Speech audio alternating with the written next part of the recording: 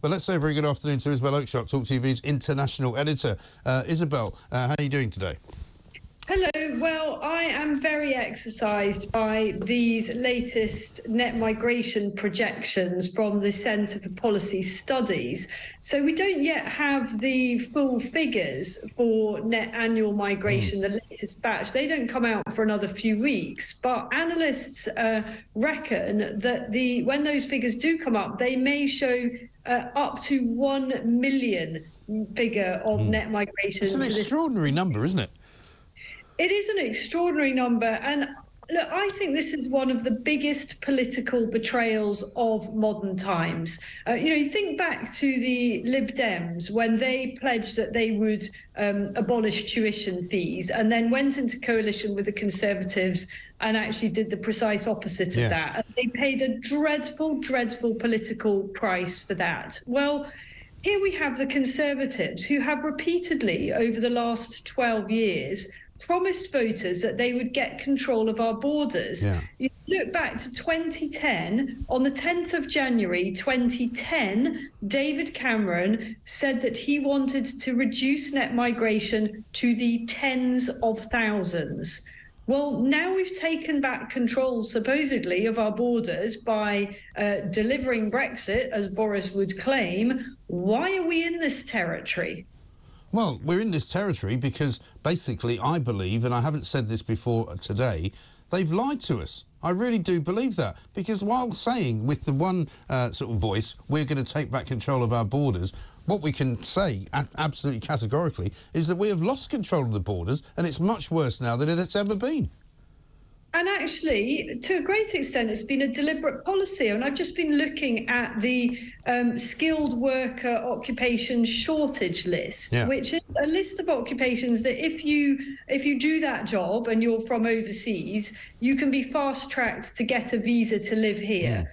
And I mean, honestly, you wouldn't believe some of the occupations that are on there. I mean, are we really claiming, as the government does, that we have a shortage of artists? I'm not making this up. I mean, any artist, web designers. I mean, maybe there is a shortage of web designers, but we also have over 5 million of our own citizens sitting around on out-of-work benefits who could absolutely train to be web designers.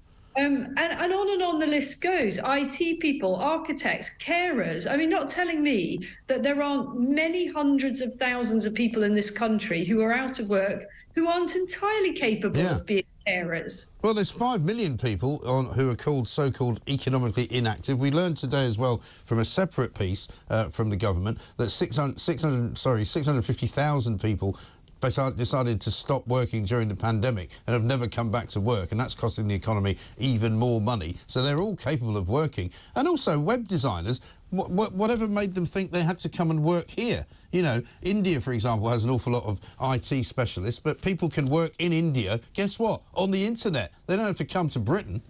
Well, precisely. If anyone knows how to work on the internet, it's presumably the web designers. The other absolute scandal here is the use and abuse of student visas. So not only does this takes place at all levels, I mean, essentially all you have to do if you want to come here for a good period of time is sign up and pay a deposit on a course. You don't actually have to do the course. No one checks that you ever actually turn up at your college. So if you're prepared to pay 500 quid or whatever, then happy days. You know, in you come, and you can stay probably for as long as you like, because the other thing that the Tory manifesto of 2019 promised is that they would check who's coming in and out. But you don't actually do that. So once you're in, you're basically in.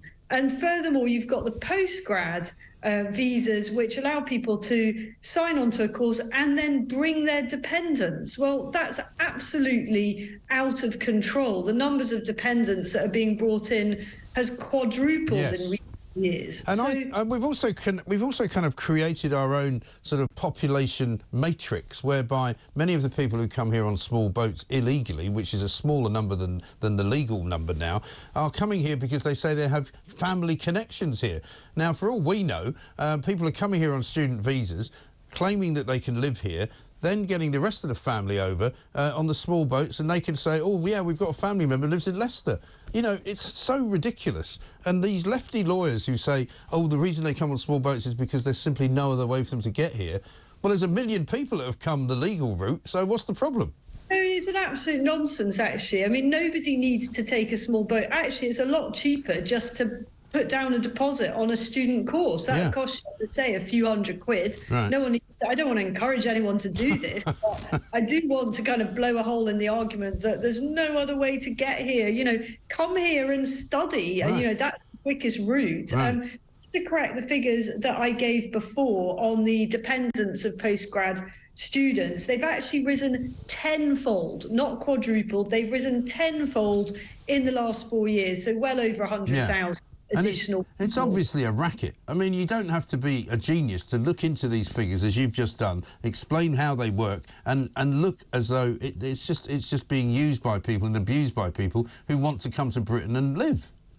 So I think we now need to decide, is Britain full, and what does that look like? Yeah. And of course, it's very provocative to say Britain is full. I mean, I said that on Twitter this morning, knowing we'd get a barrage of abuse, knowing that there'd be all sorts of wailing and gnashing of teeth about the fact that, I don't know, only, I'm making this up, but 3% of our land mass is actually populated.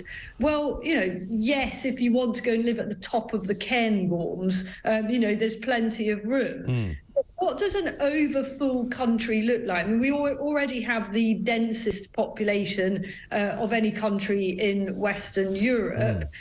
An overpopulated country looks like one whose infrastructure has not kept up with the pace of population growth. So fine, you know, if we're going to add, we decide collectively as a country that we want to add another 10 million people, I'm sure we can find places for them to live, particularly in remote parts of Scotland, but you've got to have the infrastructure to keep up. I mean schools, I mean roads, I mean trains that actually run, I mean an NHS, and I mean schools that actually teach children well enough so that they don't end up claiming out-of-work benefits and can actually do some of these skilled workers' jobs. But we had a call this morning, Isabel, from a guy called Dan, who said that he goes around sort of fixing up houses and he does double glazing for them, and he was working on behalf of a landlord, 2 foreign families, one from Lithuania who had 4 kids, another from, I think it was Somalia, who had 6 kids. That's 10 children who are presumably being catered for in the school system, and it's no wonder that the schools are all getting full.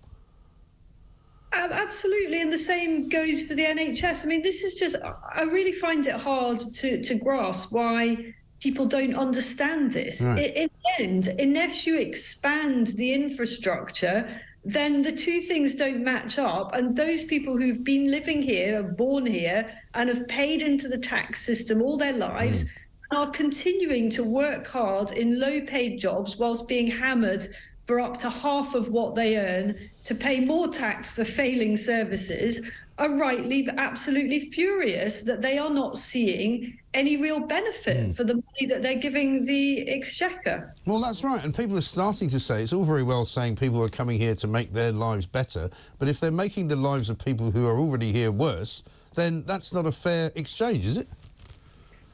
Absolutely not. And, you know, Rishi Sunak and the Conservatives are lucky that at the moment many voters, they don't quite, who are frustrated, they're exasperated by this, don't quite know where to turn. But there's a year left before the general election, and I think this is going to be one of the biggest issues. How can anyone trust the Conservative Party to deliver on this? And by the way, we know that the Labour Party wouldn't be any better because they continue to have senior figures claiming that there aren't enough people in this country to do the jobs that we need done and that we need to import more people. Plenty of people in the Labour Party at highest levels still want pretty much the open border situation we've got. Oh, I know. It's absolutely horrendous. And I don't see any end to it. I don't see any way that they're going to stop the small boats coming, which, again, is a minor sort of irritant, if you like, in terms of it's only 100,000 as opposed to 1 million. But it's just unsustainable. It's ridiculous. It is, and people will want to feel what can they do about it, and that I think is the space over the next year that is the big political opportunity for parties like Reform. And just to stress, I'm not a member of Reform or any political party. But any party that has a hard line on immigration and actually means it and is going to deliver it, I think can do very well. Whether there are other parties that will also get in on that act remains to be seen, but I'm not terribly optimistic. No, sadly not. No, apparently it's very un-British to want to stop people coming here illegally or legally, so that we can have completely full-up country, full-up cities, full-up schools, full-up hospitals. Unbelievable.